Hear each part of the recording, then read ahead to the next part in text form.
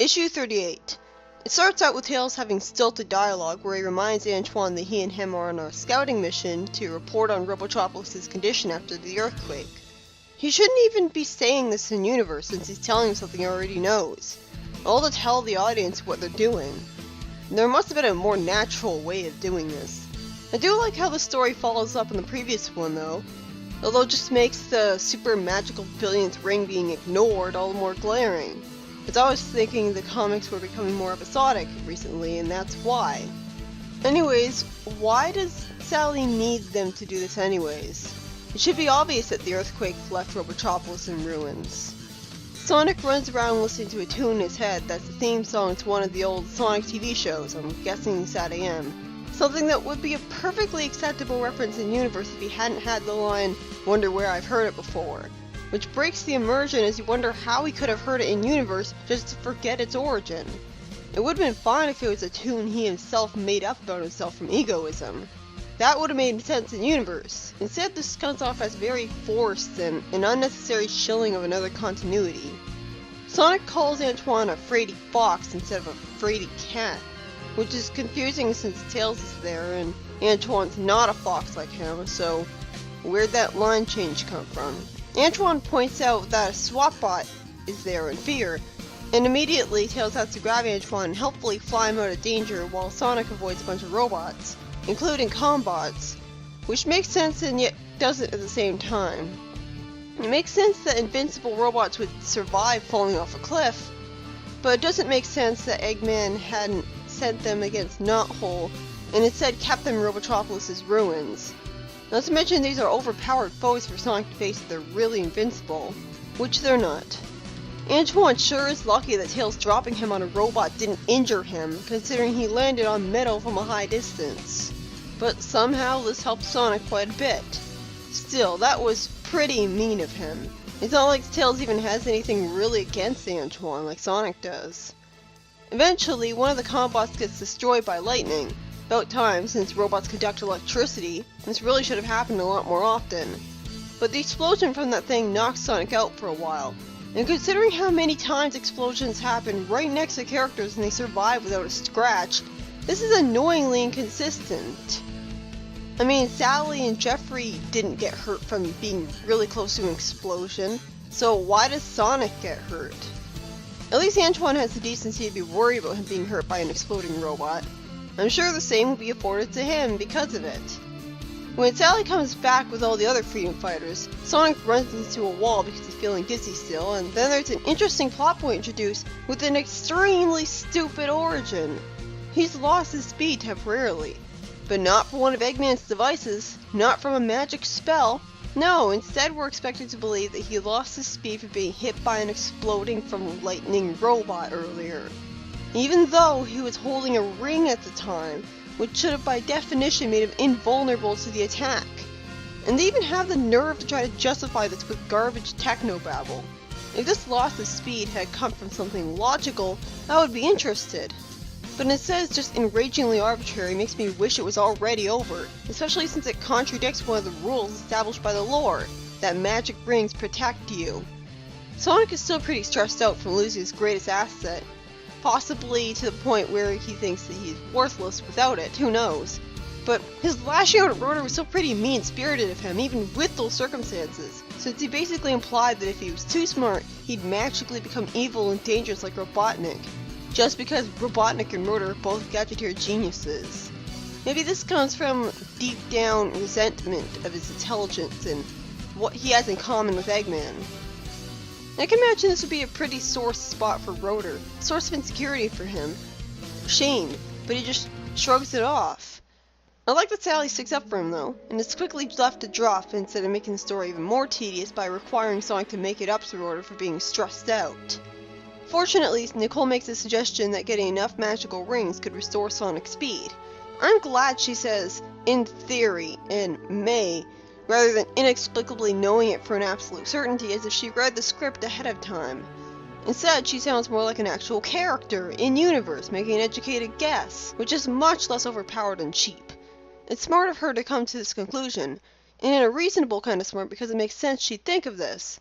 But the mentioning of magic rings just makes the fact that he was inconvenienced by an explosion while holding one even more glaring. Sonic's backhanded compliment of a response is confusing, confirming that he still has a rivalry with her that, for all we know, is only because she shocked him that one time, even though in the very story this is a continuation of Sonic showed respect for her by giving her an award, and now he's acting like he's respecting her for the first time again. By the way, why doesn't this mentioning of rings remind Sonic of the super powerful brilliance ring he mounted on his wall? Why doesn't he use it as a check of his gun to get his speed back? What, because there'd be no story? They should have had this story take place before he'd already gotten that ring then. Maybe it does. Maybe this and the previous story chronologically take place before Sonic got the billionth ring. And the Zone of Silence story too, because it makes zero sense for him to have not used it in there instead of the dangerous device he didn't want to use, Megman. Unfortunately, the Freedom Fighters get attacked in an ambush by Combots who, in a clever reference to Dulcie's mistake earlier, actually are invisible. So either these particular Combots are invisible instead of practically invincible, explaining why Sonic is able to beat them, or the Combots all had the cloaking device ability all along and just never used it until now, making Dulcie accidentally right. I mean, it makes sense that he would install one just in case. Bunny attacks one of the robots with her super strength robot arm, reminding me that things may not be hopeless because she's the most confident freedom fighter aside from Sonic and she's being allowed to be useful now. Are things gonna turn south immediately anyways? Yep, because Bunny's never allowed to have a story where she's the main one being useful. No, it could have been nice, but oh well. Predictably, the freedom fighters get captured, again, with Sonic being spared because after throwing a power ring into a robot, it exploded and knocked him out into the water, forcing one of Sally's old trainees to save him. Let me guess, he got his speed back because he replicated the situation that made him lose it. Well, no, it doesn't seem like it. So the rules aren't even consistent in the story. All the backup freedom fighters show up, still with no personalities.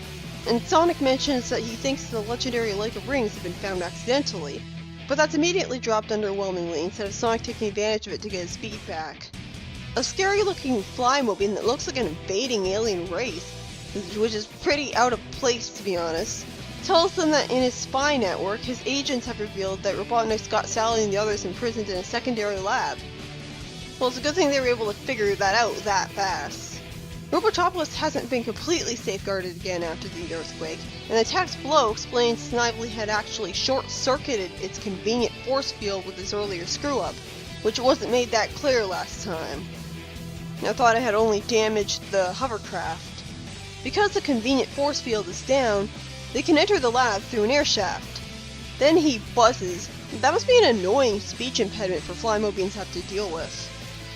But to get to the shaft, they'll have to travel along a narrow maintenance pathway.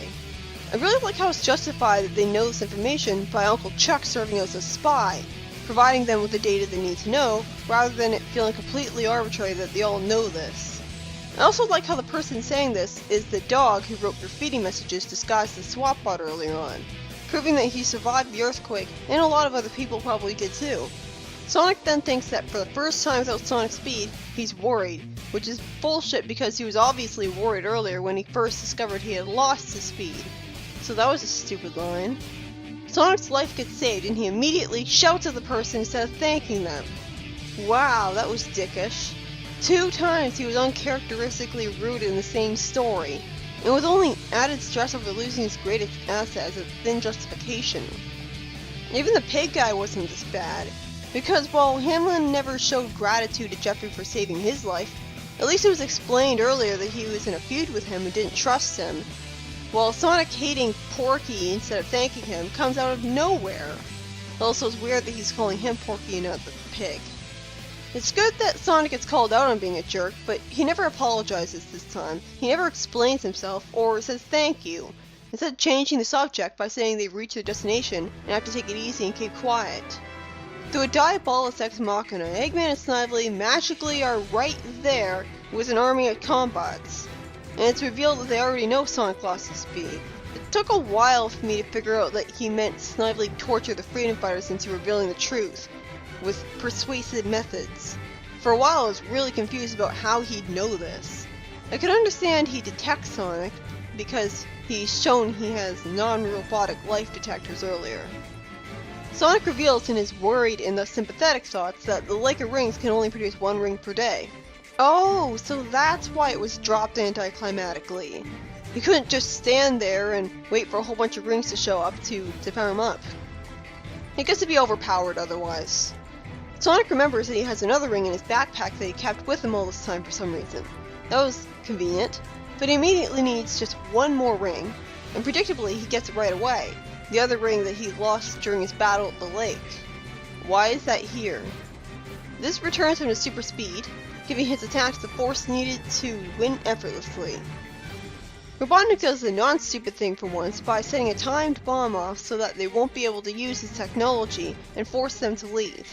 But his line justifying it is pretty annoying. He's obviously giving it a timer so that he'll have enough time to leave the place before it'll blow up on him, but he phrases it as him being a good sport when he's portrayed as being obviously evil, making him not the type who would proudly give them a fighting chance. Oh, and there's a backup story that's really pointless, because almost nothing happens in universe. Sonic gets sick, and Tails reads a fictional comic book made about the Freedom Fighters being space fighters, and Sonic hates it, for what I can only assume is because he doesn't like reading what's essentially alternate universe fanfiction about people he actually knows in real life. Self-insert fanfiction at that. Sally's outfit and long hair here reminds me of the outfit that the anti-Sally would wear much later on. Sonic once questions why the heroes survived their crash, and Tails has to tell him that he's supposed to take these things in good faith, as in don't try to think logically about it. This is a weird role reversal, since it'd make more sense for Sonic the carefree hedgehog to be the one telling this to Tails, who'd be questioning his story thanks to being logical and intelligent. And it's also annoying because it comes off as the writers of the comic book telling you that you're not allowed to question the faulty logic and plot holes of the comic book purely because it's of the sci-fi fantasy genre, using Sonic as a straw man and Tails as the mouthpiece. I kind of found the reinterpretation of Eggman interesting, by having his main goal being eating everything on the planet. Him having such an appetite actually makes use of all the fat jokes surrounding him that were fortunately made less frequent over time from their lack of funniness. Still, this plot is wasted on a comic book that's fictional in universe. Not that it made sense anyways, unless this version of Eggman is able to properly digest literally anything, and has an insatiable appetite that he didn't think to develop a cure for. And then Tails gets sick, and Sonic gets his revenge by reading a fictional comic book to him. It's a pretty simple story, but it's overwhelmed by feeling so pointless throughout because you know it's just a story about a fictional story being read, meaning that nothing's really happening in universe. I'm surprised they had multiple paragraphs to say about it. I guess it does work as downtime though, by showing you that Sonic and Tails care about each other enough to take care of each other when they're sick. It's also continuing off the plot point introduced in 2 earlier issues that there are actually comic books in universe based off the Freedom Fighters that the Freedom Fighters themselves make, which we can only presume is for boosting morale and not whole by giving them pro-Freedom Fighter propaganda. I like the concept, it makes sense, but them being made by the Freedom Fighters themselves comes off a little bit self-indulgent for them, like self-insert fanfiction. Although it's better than one of them overreacting and complaining because the fictional version of them was written by someone else in a way they didn't like. I could easily imagine Sally doing that. The first story was written by Kent Taylor, a new writer once again, and it was a frustrating story that couldn't wait to be over because Sonic's loss of speed felt completely arbitrary. It would have been fine if he had been given slow shoes, like in a reference to Sonic Labyrinth. In fact, this would have been the perfect time for a Sonic Labyrinth adaptation.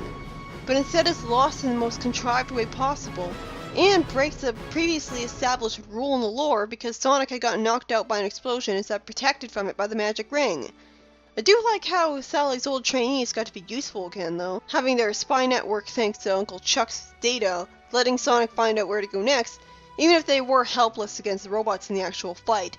And it's good that Tails is allowed to fly around in a scouting mission and save Antoine with his flight. Although that scouting mission seemed so pointless at first because it wasn't explained how much time had passed after the earthquake destroyed Robotropolis. So I had assumed it was all in ruins, and that they wouldn't need to go there to confirm that, yep, it's destroyed alright. But instead it takes place long after, when it's been rebuilt. I guess it's way too early in the comic for Robotropolis to be truly permanently destroyed, but then they shouldn't have named a story The Fall of Robotropolis. And Bedtime Tales, a story with a name that made me assume it was yet another Telltales of Bedtime story and didn't give me high hopes, was by Mike Kenterovich and Ken Penders. And again, it's completely pointless. Being about a fictional parody of the Freedom Fighters made all more gratingly pointless because even the person being read the parodies to was annoyed by it. But in general, I didn't really care for this issue. The first story was contrived, not to mention it had Sonic be uncharacteristically rude to his friends, and the second felt like a waste of time, which made it even more annoying for me that once again I had to actively hunt it down just for it to be revealed that it wasn't even worth it.